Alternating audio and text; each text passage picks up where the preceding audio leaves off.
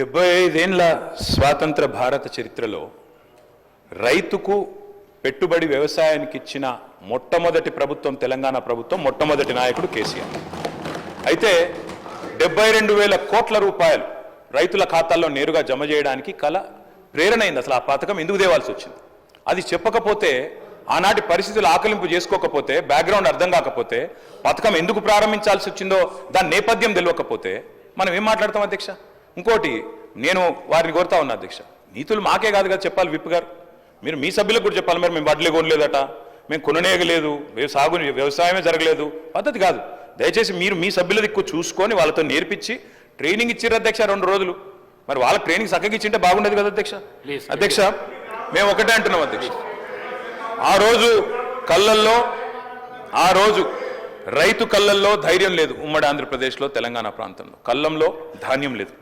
చిన్న రైతు పెద్ద రైతు అన్న తేడా లేదు అధ్యక్ష. 30-40 ఎకరాలు ఉన్న రైతు కూడా తెలంగాణలో, నేను చెప్పేది వాస్తవం కాకపోతే రేవంత్ రెడ్డిని అడగండి, ఎందుకంటే ఆయన మహబూబ్ నగర్ జిల్లా వలసల జిల్లాగా పేరుపడ్డ జిల్లా. ప్రతి సంవత్సరం 14 లక్షల మంది వలసపోయే జిల్లా. అధ్యక్ష కేటీఆర్ గారు సభానాయకుడు రేవంత్ రెడ్డి అని ఏకవచనంతో మాట్లాడకండి అధ్యక్ష. సభానాయకుడు గౌరవం అనేది గౌరవం ఇవ్వండి. రైట్, గౌరవం అనేది అధ్యక్ష, గౌరవం అనేది ఇచ్చి పుచ్చుకోవాలి అధ్యక్ష. ఇస్తాం, మేము కూడా ఇస్తాం. ఇవ్వకపోతే కేసీఆర్ గారిని ఇష్టం వచ్చినట్టు మాట్లాడితే మేము కూడా అట్లే మాట్లాడాల్సి వస్తుంది అధ్యక్ష. దానికి మేమేం చేయలేం అధ్యక్ష.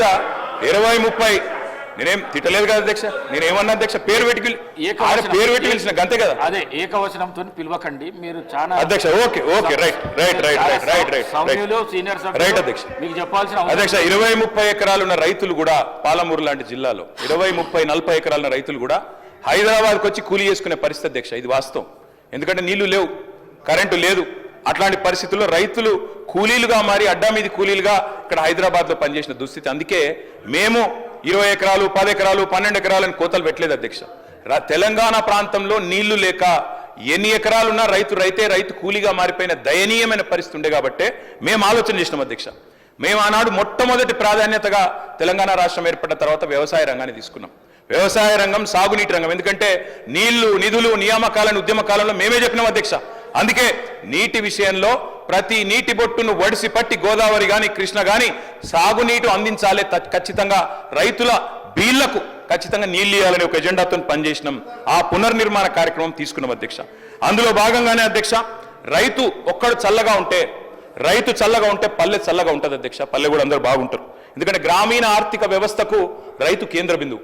ఆ రైతు బాగుంటే రైతు చుట్టూ అల్లుకున్న అన్ని కుల వృత్తులు బాగుంటాయి అధ్యక్ష. ఆ ఉద్దేశంతోనే వ్యవసాయాన్ని స్థిరీకరించాలనుకున్నాం. మేము రైతు బంధు పెట్టింది ఊరికైనా పెట్టలేదు అధ్యక్ష. మా ఉద్దేశం వ్యవసాయ స్థిరీకరణ, వ్యవసాయ స్టెబిలైజేషన్, అగ్రికల్చర్ స్టెబిలైజేషన్. ఆ కార్యక్రమంలోనే కొన్ని విప్లవాత్మకమైన కార్యక్రమాలు తీసుకున్నాం అధ్యక్ష.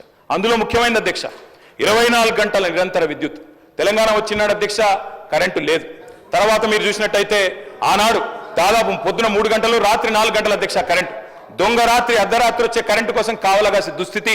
దాన్ని మార్చాలనుకున్నాం సమూలంగా. 24 గంటల నాణ్యమైన ఉచిత విద్యుత్ రైతులకు అందించిన ఒకే ఒక్క నాయకుడు భారతదేశంలో కేసీఆర్ గారు అధ్యక్ష. ఆ కార్యక్రమం చేసిన